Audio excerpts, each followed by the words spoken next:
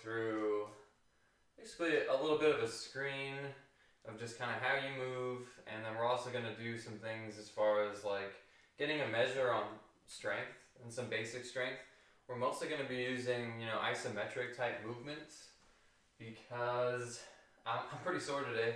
And on days like this, or, we went for a really long walk and we've just been really active all week. What's up, Jesse? I want to take this opportunity to, we can still get a good workout with some of these assessments, or call it a screen. I don't want you to obsess about the numbers or anything. We're always working towards being better, right? So we're just trying to figure out where you are. I'm not going to get too deep into the movement-based stuff. Hey, Jesse.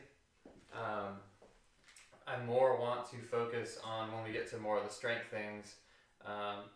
Time under tension, how strong are we in some of these positions, and then just a baseline so we can always come back and look at those things. And so some of the first things that we're going to take a look at here through, just getting warmed up, is just building some awareness of your body and where you're at so that you'll know how to modify an exercise and be safe as we go through. And so day one, somebody walks in the door, there's a couple of screens that I would take them through just to kind of see how they move, to give me a better idea on what exercise is appropriate for them. And so we'll kind of use it as our warm-up to just kind of go through these things. But one of the first things I'll have somebody do is go, feet together, legs nice and straight, and then you're just going to go down and try and touch your toes without letting your knees bend. And so,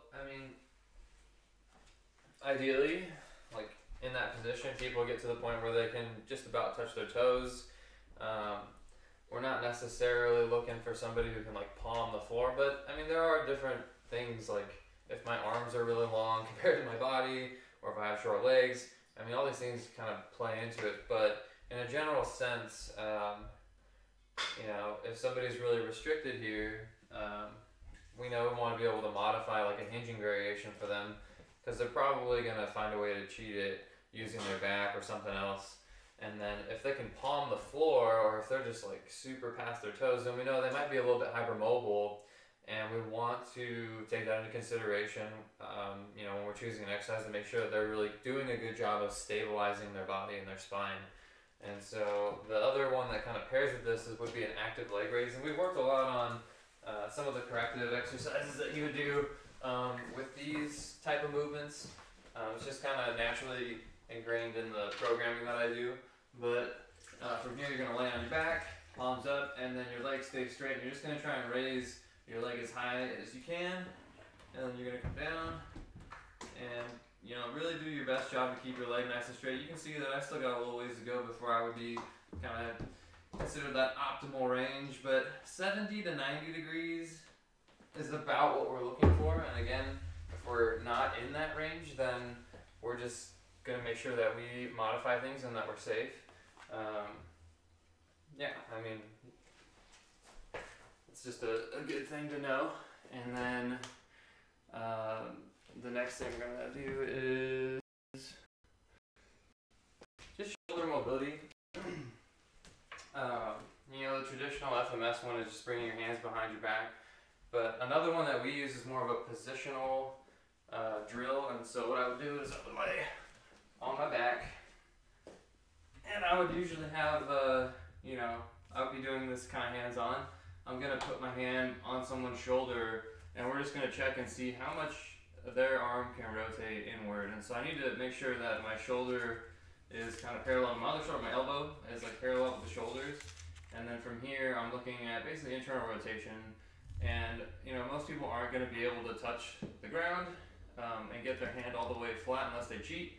And it just gives us the ability to see that they have, limitation, and it's probably more to do with the position of their body, like their rib cage, their spine, and their hips. And so that's really how we start to attack all these things. No matter what restriction is happening, we're always going to focus on the rib cage, the spine, and the pelvis. If we can control the things in the center of the body, the ability to move is going to exponentially get better from the joints outward, right? If I just fix the position here, like exponentially this gets better, like my ability to rotate my shoulders and my hips. So in our warm-up here, we're gonna really focus on those positional drills that we would do at the beginning. So we'll start with a 90-90 hip lift. The abs and the hamstrings have a huge influence over our ability to move and control our bony structures. So you're gonna go on your back with your heels on the edge of the bench. You know, a lot of people talk about having tight hamstrings, and like, it's usually because they're weak. People sit so much, and you know, those hamstrings are feeling like they're tight, but really a lot of times they're being pulled into a lengthened position because the pelvis is rotating forward. And so one of the main drills that we focus on is a 90 hip lift. You're going to go ahead and roll your tailbone towards your face. You're not really lifting your butt. You're not doing a bridge here. You're doing more of a rolling motion, and you're just trying to get that tension in the back of the hamstrings. If you're having a hard time with that, you can squeeze a block between your knees as well, and that kind of helps put you in a good position to do this. I'm going to actually have you reach your hands up. I did this in a exercise last week where you take a big exhale, and you can actually let your hands go back like if you had a weight. Let's give you a little weight so you get a little bit of a challenge here. So you're going to hold it this way. Yeah. And so from here, hamstrings, first pull your toes towards your face, because I mean this is basically a squatting position, right? And I'm trying to mimic the spine position that I want when I go to do squatting or whatever else later on. So we have good stacked joints. Big exhale, you're going to take the bell just as far overhead as you can without letting your back come off the ground and your ribs flare up, right? And so you should feel the abs. Go ahead and pull it back. Inhale. Exhale as you go back. Again, we're trying to keep those toes straight up towards the ceiling. Yep. Trying to get those hamstrings on, really digging downward, rolling those hips towards the face. This is going to give us more of that stacked position of our hips, our rib cage. Just one of these drills, I've seen people improve their ability to touch their toes, raise their leg, like literally just within like a couple of drills, and like really focusing on getting those ribs down with the breathing. It has a huge influence over your movement. So as we go into more of the assessment things today, you're going to figure out that, if I can stay in this position, get strong in this position, you should feel better. You should feel like you have more range of motion through your hips, your shoulders. We're trying to get those bony structures in the best position possible. And you're shooting for 10. Basically, we're not thinking about mobility from the muscle standpoint, like trying to stretch things out. We're trying to put the bones in a better position so that they can clear whatever they need to be clear, right? And then if we're still tight after doing a program for a while, then maybe we'll focus on stretching some muscle. But really, if we can get the body in a good position and get the bones in a good position, that's probably going to take care of most of what we need. And then getting people stronger. Honestly, most of the time it's just, if you have a lot of limitations in mobility, it's probably because you're weak in some way. And your body is compensating and not letting you go through these ranges of motion. And those are a lot of words. Let's start working out here a little bit. Again, hamstrings and abs, the big thing you're trying to feel here in this 90-90 position where you're lowering that weight behind your head, keeping that lower back flat, big exhale. Janelle's doing a good job not letting her ribs flare up. So, if you're an overhead athlete, really trying to focus on keeping this stacked position so I can get overhead more comfortably and letting my shoulder blade, stack over my rib cage. Stuff is going to help a lot. Next position, you're going to go to all fours.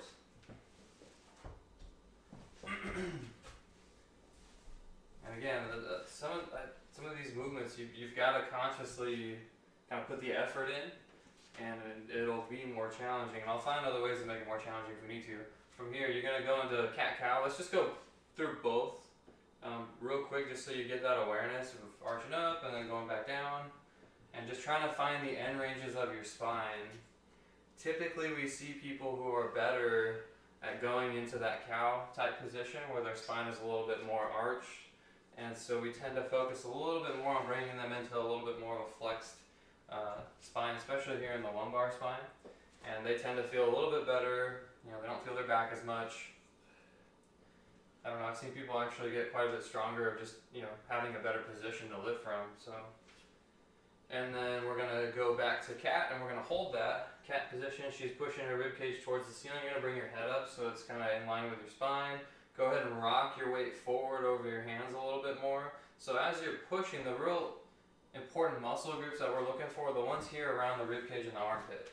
So when we go to do push-ups, when we go to do pressing things, that we're using more of our abs here and the muscles around the rib cage and not so much our neck and shoulders, right, for everything. And you're going to take some breaths here. So big exhale, push away. Try and get those rib cage back and up as much as you can. Hold on to that. Try and inhale here. You can keep your head up a little more. Your head might want to bob down because it might be hard to breathe in this position. That's totally normal. If you're really uncomfortable, go ahead and just let your head fall down a little bit. But we want to be able to get into this position where our ribs are back and we can still breathe, right? This is another drill that we've done with people where their shoulder mobility goes up quite a bit because now they have the ability to clean up where the shoulder blade and the rib cage meet. And it creates a better position for that specific joint. Shoulder joint is weird. It's just kind of like floating on the rib cage, right? So we got to get some good rib cage there with some air to help get that shoulder blade moving good. Take like 5 good breaths, and then we're going to go to the hamstring one that you did last week where you were almost cramping. So you can do this with tucking your feet under your couch if you have the ability to do that, or you're going to use the wall to put your feet into. Let's see if you can see me still. So we go to a kneeling position. We're going to come up nice and tall. We're going to try and get as much of our foot either on the wall or we're tucking our heels underneath a couch like Janelle is. It's basically kind of like that Nordic hamstring curl, right? I'm going to think about driving my back pockets towards the floor as I'm bringing my tailbone underneath me, or kind of like you did in that first drill, right, where you were rolling your hips. And from here, I'm just going to think about slightly coming forward with the hips, and I should start to feel the back of the legs keeping me from falling over, right? And we're just building that awareness of these hamstrings and strengthening them to hold our pelvis up, right? So that we're not, excessively arching, become very lordotic. Everybody knows about like the anterior tilt, right? This is kind of what's going to bring that back a little bit.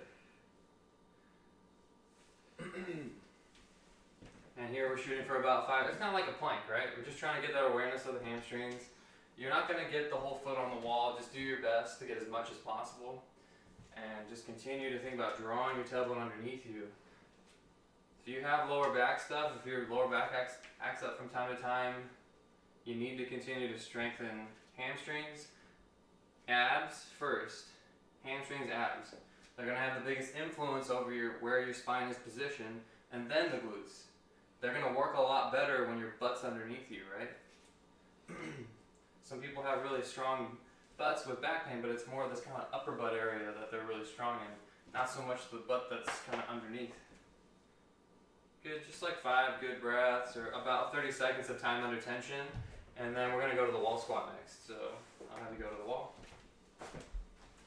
Your feet start about 7 to 8, depending how tall you are, inches away from the wall. Shoulder width apart, toes straight ahead. There's a reason that we do that.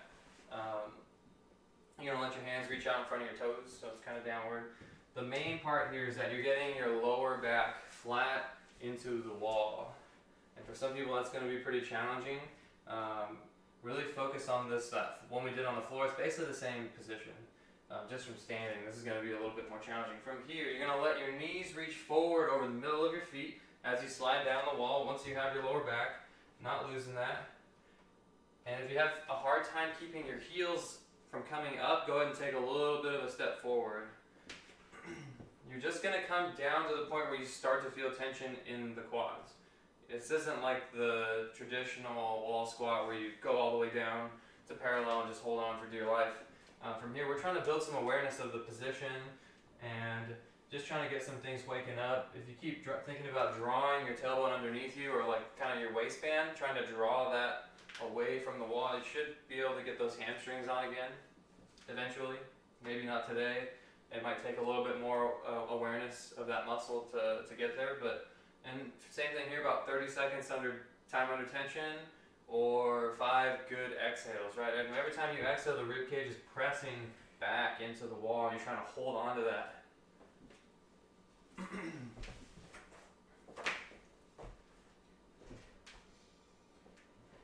We're going to go through another round of all of these before we get into some of our other drills that we're going to do. And so said today is more of like a general screen, like becoming more aware of your body. We've done a ton of workouts up to this point without doing much of a screen or like testing and then having something that we can retest. You're going 90-90, so you're gonna go feet up on the couch. If you don't have a couch or a box, you can still dig into the floor with your feet flat. You just might not feel as much hamstring. I do like having an elevated position for hamstring stuff, like for bridges. You know, you're gonna feel your hamstrings a lot more if you were to bridge from this position. It's just kind of the nature of the angle of the incline. Toes straight up, pull your toes towards your face.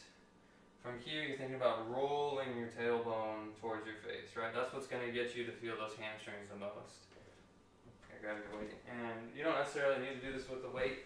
If you're just really focusing on those hamstrings, I'm happy, but I know Janelle's pretty strong, so I wanna give her, you know, some stimulus and some stress to help her really feel those abs while she does this particular movement.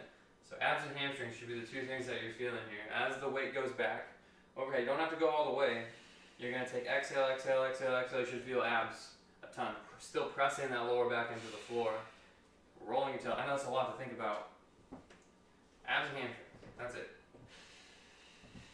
Should feel like a pretty good amount of tension behind the leg. Let's see who we got coming in today. Testing day. Yeah, we're gonna do some of those tests, some things that you talked about. I liked one of the things Jason Rice was talking about with the push-up. You know, you do like a minute, do as many push-ups as you can. You can break down from full push-up to knees. We'll get to there when we get there. Just having some things that we can measure.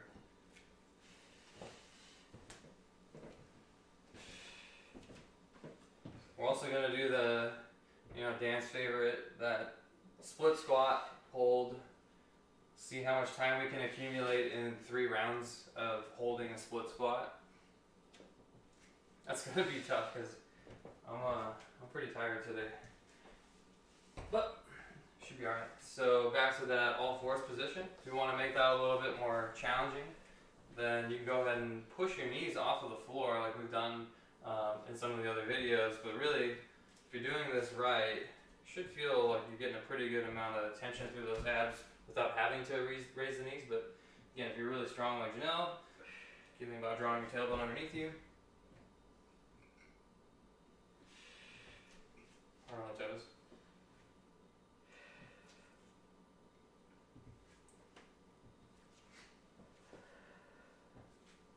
Sometimes when we've had a lot of deadlifts in our workout, and you know, I mean, when you're lifting really heavy weight, there's a time where you're just going to feel your back and you're going to use your back and it's okay. It's just kind of the measuring your risk for reward, right? And we enjoy just doing that. It's fun for us. There's times where I feel my lower back a lot. These are some of the drills that we focus on to help kind of get out of, you know, these muscles taking over for all those movements, and just getting some relief and balance in the body, right? Keep your head up a little more if you can. Keep pushing away as you reach. And put your head forward a little bit more over the hands. That should help you load your armpits a little bit better. In like 30 seconds or 5 good breaths. Finish up, and then we're going back to that hamstring drill one more time. I don't know what the name of these are. I stole them from another trainer, and I don't remember him ever saying what they were. I had a client who said he felt like Iron Man, so I started calling them Iron Mans.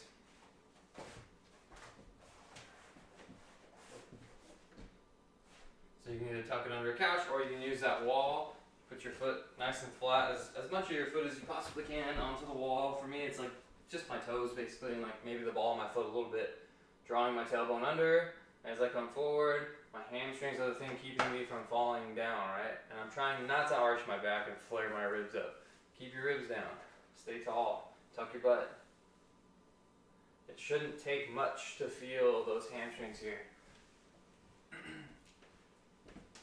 Probably one of the most underrated muscles, hamstring.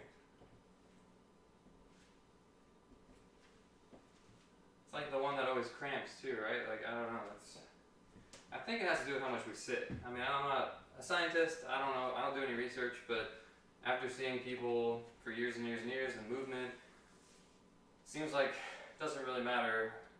If we just sit a lot, these muscles tend to be really weak, and they have a lot of influence over our ability to do strength training. So, and again, about 30 seconds of time and attention, 5 good breaths, same thing that we're following before we go to that wall squat one more time. Again, there you're not going down all the way, you're focusing more on the position of keeping that lower back flat. Upper back can actually come off the wall a little bit. Obviously, when we go to squat, do like a real strength training squat, we're not going to be this rounded and flexed. We're just doing that as a way to build awareness of your body in an unloaded position. It's totally safe, it's totally okay. So you see Janelle's back is nice and flat right there. If you have somebody who can help you out, putting their hand in the lower back here, should be real flat. Weight in the heels, knees reach forward, trying to draw your tailbone up. You can look straight ahead. Big breaths as you push those ribs back. 5 good breaths, and then we'll get into the next set of things that we got going on. And so, I'll let you finish here before I talk your ear off some more. So yeah, a lot of talking.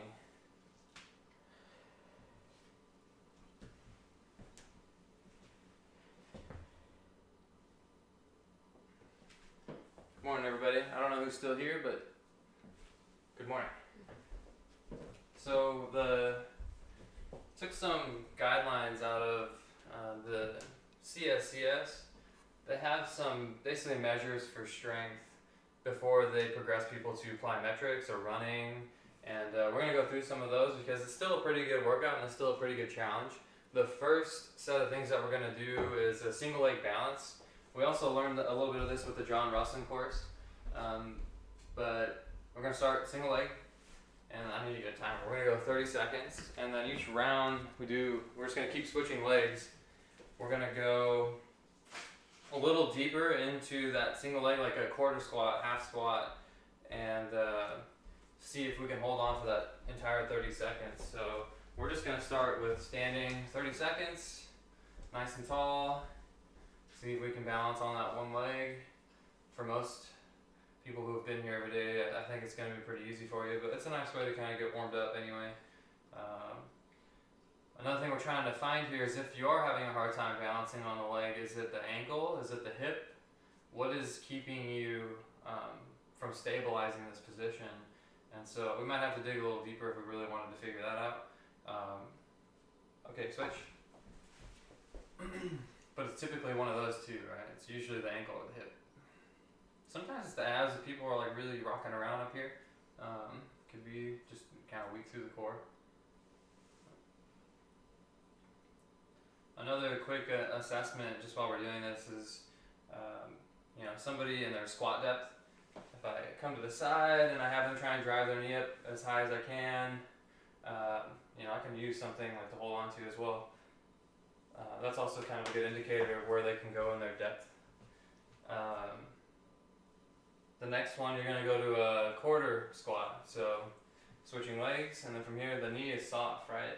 And I'm just softening the knee, like I'm going to go to sit down, and we're going to try and hold that position for 30 seconds. There you go. And here we start to feel that quad a little more.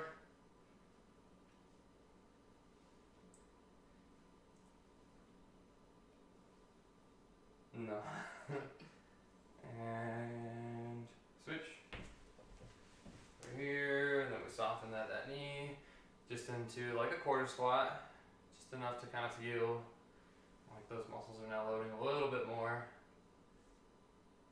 So each level that we drop clears us for basically the next level of plyometrics. Or it's one measure that they use for the CSCS. Another is just squat strength, but we don't have enough weight to do that today. And rest here for a second. I'm going to reset the time. So now it's going to be, the last one is a half squat. You're basically trying to get down about halfway between wherever my hip is here and then my knee. Should be pretty challenging, should be shaking around. Let's do it.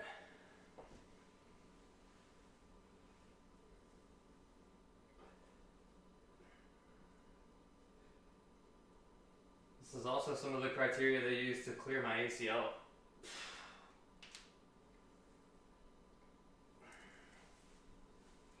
We're going to be doing a lot of these isometric positions today.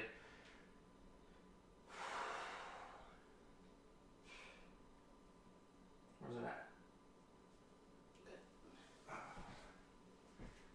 And switch. We'll go 5, 4, 3, 2, 1.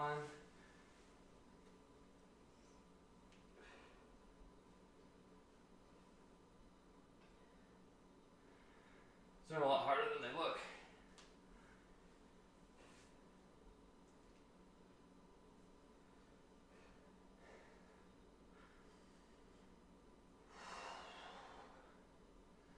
Oh, yeah.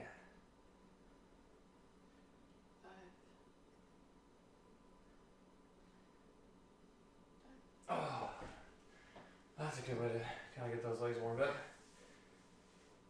The next one we're going to do is just single leg hopping. 30 seconds. This is basically the way that I was cleared after my ACL to run. And it makes a lot of sense if you're doing a lot of running, but you can't hop on one leg. Kind of just demonstrates your ability to control your body weight, right? It's an important skill. What's up, Chase? What's up, Richard? So we'll start, and it's just, it's not very high, right? It's just hopping, straight up, straight down, 30 seconds each leg.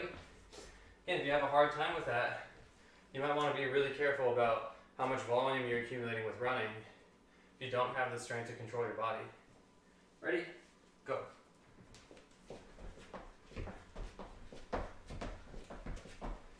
Nice and quiet, nice and controlled. Doesn't have to go very high, you just need to leave the ground a split second. Halfway.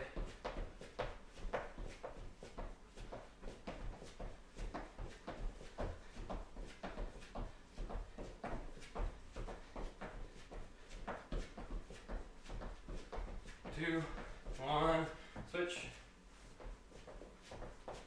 You might find one leg is a little bit easier than the other. That's pretty normal.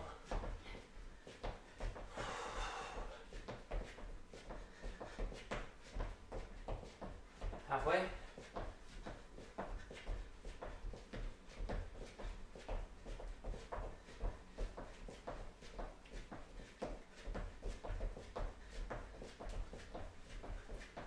And rest. Whew. Like I said, these are all kind of more geared towards assessments, but they also work pretty well for exercise. Okay. Catch your breath. This is where it's going to get a little bit more challenging. So, we're going to do 3 exercises here.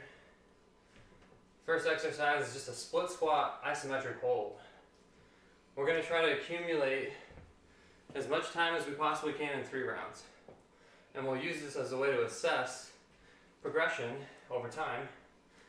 So we'll do the left leg first, and then we're going to go to a push-up test. That's what I was talking about. I think that's a pretty solid way to continue to measure how many reps you can do, how many good reps you can do. When we get to the push-up assessment, you're going to try and do body weight, good push-ups. As soon as you break down or feel like you can't do anymore, you're just going to go to your knees, keep going. You're going to try and accumulate as many push-ups as you can in a minute. And then you'll take, you'll find out how many you can do unassisted and then assisted. And hopefully over time, when you come back to testing that, you're getting stronger, right? So, so the first one is going to be split squat hold. And so we're all going to be a little bit on different times. Kind of a knee pad to start here. You're going to start in half kneeling. Knee down. You're just going to bring your knee up like an inch off the ground. And from there we'll start the timer. And you're just going to see how much time you can accumulate here. And we're going to do left leg, then we'll do the push-ups, and then we'll do right leg. Take a little break, and then we'll come back and do another round. Oh man. Yeah, these are tough. When I did this with Dan, he's like, oh, 90 seconds, and I got like 45, I think, at the time. So just do your best.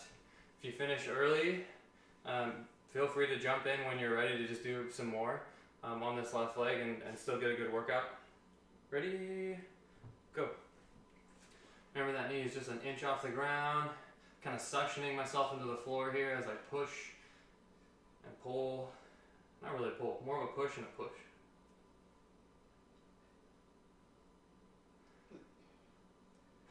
One of my other buddies in California, Jordan, he does this every day as a way to help with his sprinting mechanics. Talks about, I don't know if he has some research he could share, but it's basically having that ability to control yourself in this kind of split squat position and the ability to be explosive and athletic. What's nice about this too today is that we focused a lot on like eccentric stuff and kind of breaking the muscles down. I'm pretty sore. This isometric stuff won't make you so sore. It's like, it's hard, a lot of burning, but it's not really like tearing up the muscles like other exercises would.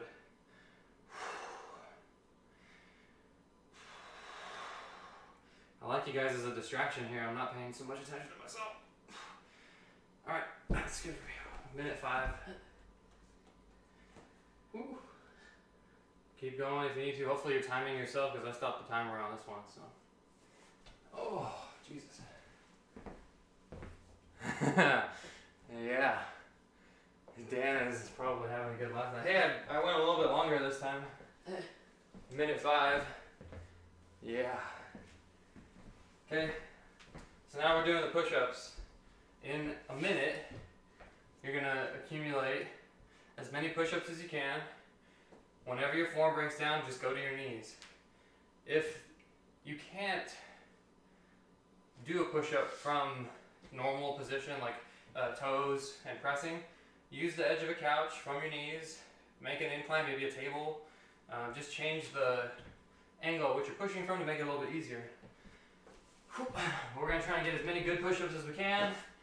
That means we're going all the way down, chest taps, all the way up, locked out. No half shitty push-ups. Alright, you ready? So many push-ups. 3, 2, 1, go.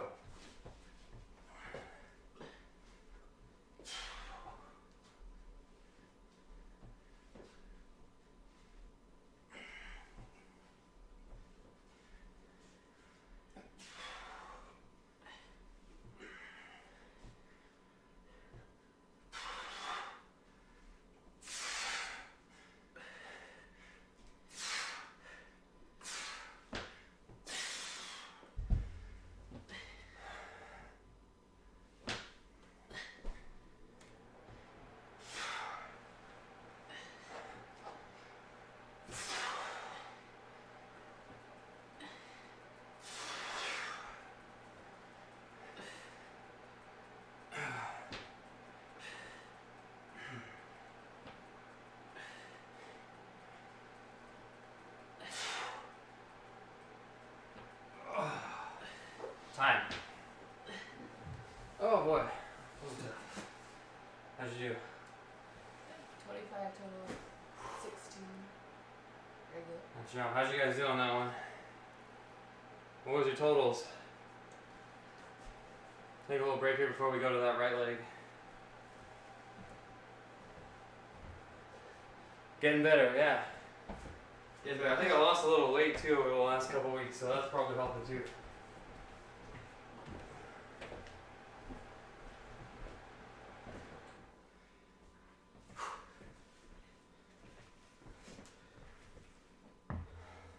We're still here. We got 5 people in here. What's up, people? I don't know who's still in here. Okay, now we're gonna go to that right leg. I'd be curious too to see, like, Just like from left to right, how. 25. All right. Nice job. me too. You and Janelle tied. Well, unless you got 25 regular. Curious to see too, like, time from left to right leg, if there's much of a difference. Let's let's get started here. Go into that half kneeling position to start. All right, ready? Cool. 3, 2, 1, up.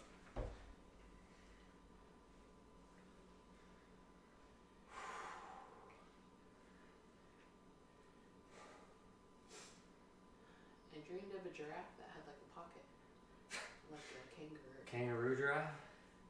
Yeah. And I was hiding my kitten.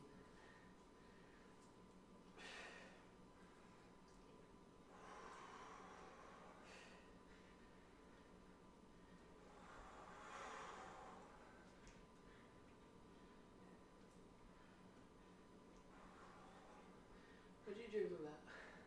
I don't remember.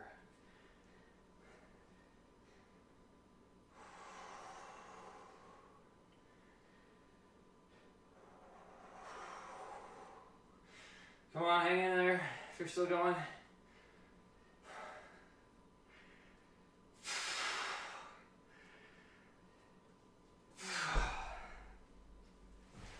Oh man, that was a minute.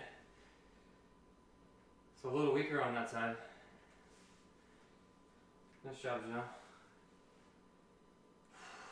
This is pretty tough for other people that are coming, like they can't accumulate more than like 10 seconds. Just start from a higher position. Just get to the point where you can feel some tension in your legs and then time it. Still want you to be able to do this and get a little bit of a workout. Today is more designed for that kind of assessing. Yeah, right? Push-ups again? This time we're gonna go 30 seconds. 30 seconds.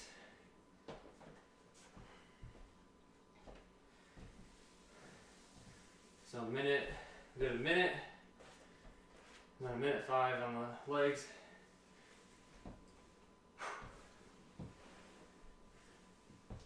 Yep, doing the push-ups again. This time we're just gonna go 30 seconds. So just accumulate as many as you can. See, let's really try and keep those good ones. Let's see what Jesse said. It is easier, I know, right? We don't talk. Kind of lose track of time. Alright. Get ready. I'm gonna do these push-ups again. This time, 30 seconds. Just trying to accumulate as many as we can. Ready, 3, 2, 1, go.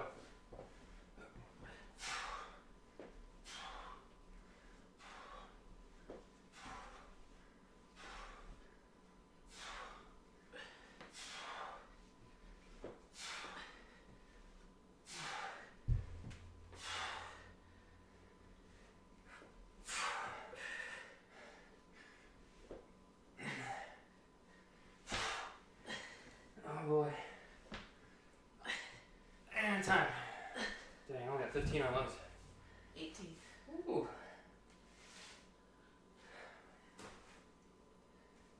Alright, we're gonna do those split squats again, but this time we're only gonna go 30 seconds. And if you did less than that, just do as much of the 30 seconds as you can.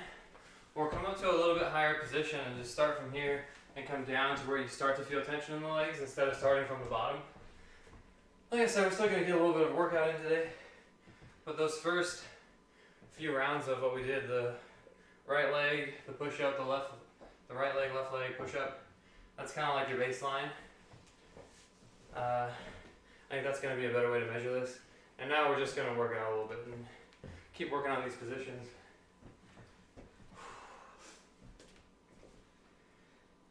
That would be interesting though, to accumulate 3 rounds out of split squats for as long as you can. Maybe another time. For now, just 30 seconds. So now we're back to the left leg. Ready? Do as much of the 30 seconds as you can. 3, 2, 1, up. If you need to start from a higher position to feel like you're getting a workout, and doing it in a good way, go for it.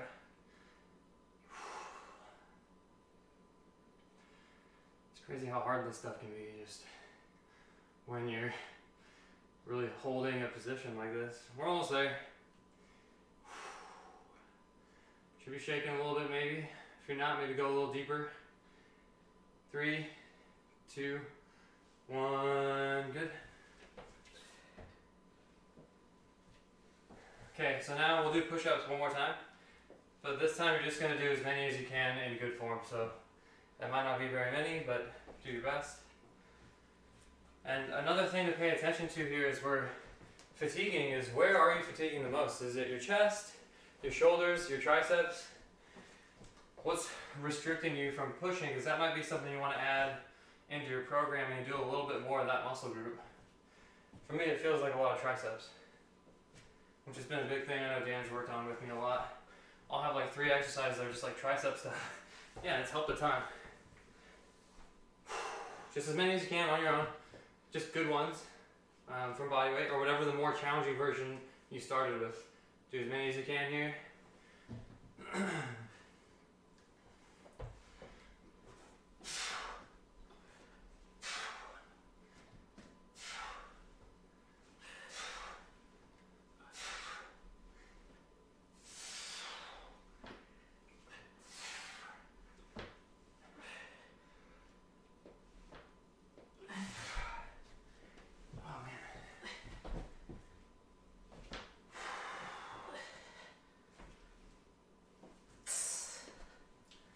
Yeah, buddy. 11. Nice. 8. What feels like it's fatiguing for you? Triceps and core. Yeah. Okay, one more time with that right leg. So really the only things that you should have written down or made note of was your first leg record, the first push-ups, how many you did good, how many you needed to do total once you went down to the knees, and then the time from the right leg, just the first times, and the first time we did it. Depending on how long this goes, maybe here in a couple of weeks, that's when I would like to like retest that and kind of see like based on the programming we've been doing, is it helping you get stronger? Because at the end of the day, go at 3, 2, 1. At the end of the day, the thing that matters the most to me is results. We could talk about philosophy all we want. Everybody's different. At the end of the day, it's all about results. Like, should be getting stronger, should be feeling better. If we're accumulating aches and pains, then we need to address that. Because with good strength training, we shouldn't have to suffer. 2, 1, good. You know, if you're competing in something, that's a little bit different, right? Like if you're competing, there's just risk with injury and other things. So to finish out today, we're going to do a little bit more accessory work just for fun, so that we're still getting a good workout. We haven't done like any biceps or really like bro kind of workout stuff, so we're going to do a little bit of that here at the end. We're going to go with some, take your lighter dumbbells, we're going to go lateral and front raise. 10 to 15 reps each way. Should get a good pump in those shoulders for that. Let's start with that one. I don't know, I felt like 10s, 20s, 10s? 20s. I'm looking for some like 10s or 15s if we got them. Let's learn 15. Well, I guess I'm doing 20s. Okay, lateral front raise. Ooh, those are heavy. Lateral and front raise.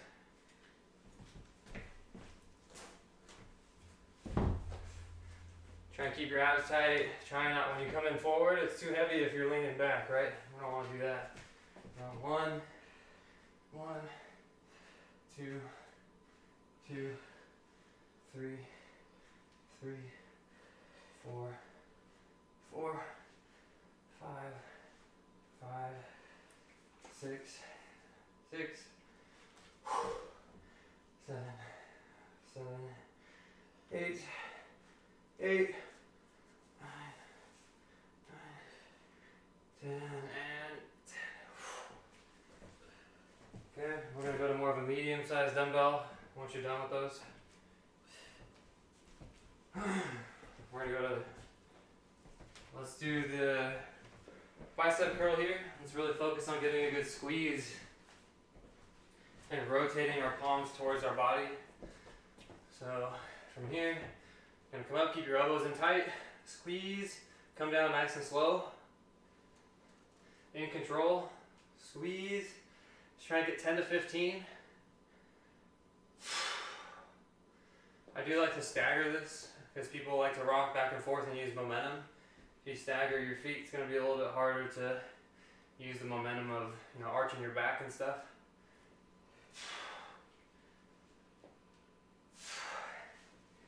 Boy, my arms are toast.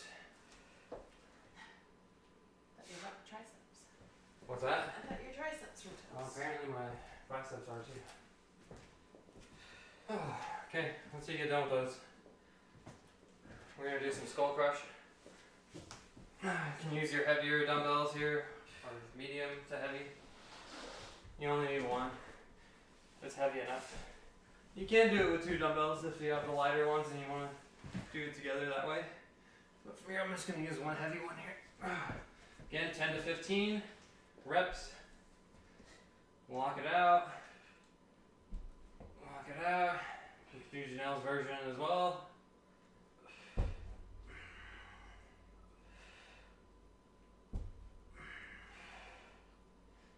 If there was a particular muscle group that you felt pretty weak in those push-ups, this would be like a time in a normal workout to focus on your weak points, right?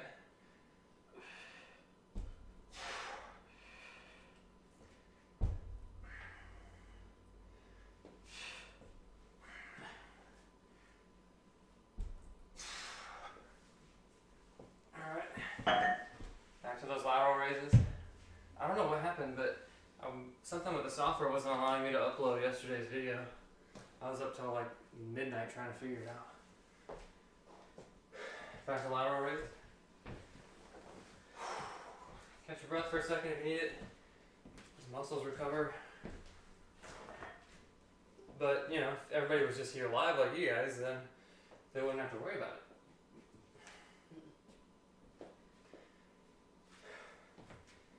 Alright, lateral to front.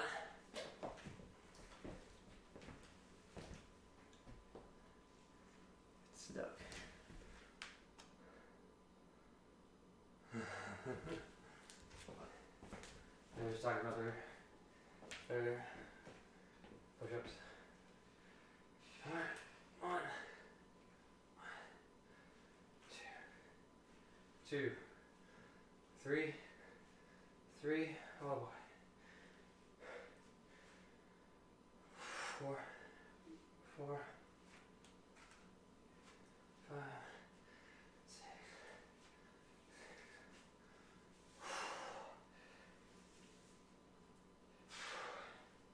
7, 8, 9, 10. Oh,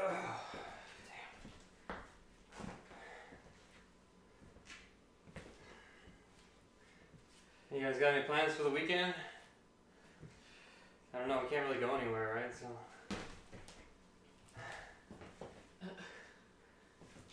Lord of the Rings. Yeah, what do you guys think of Lord of the Rings? Janelle's watching it for the first time. Okay, back to those curls. 10 to 15.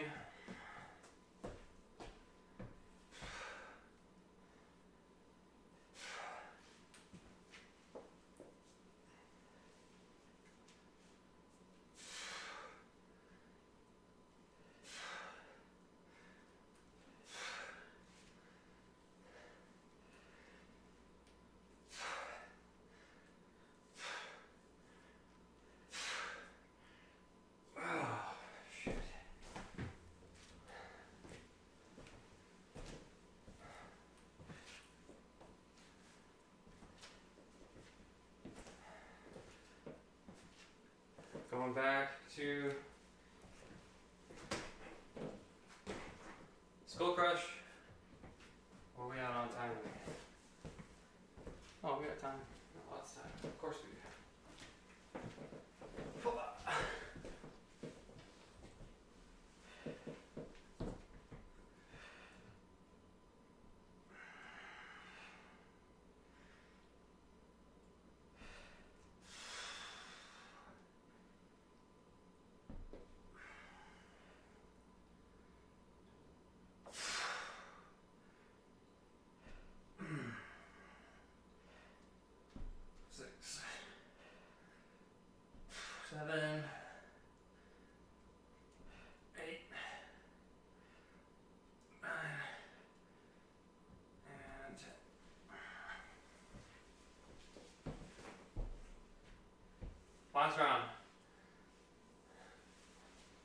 anytime.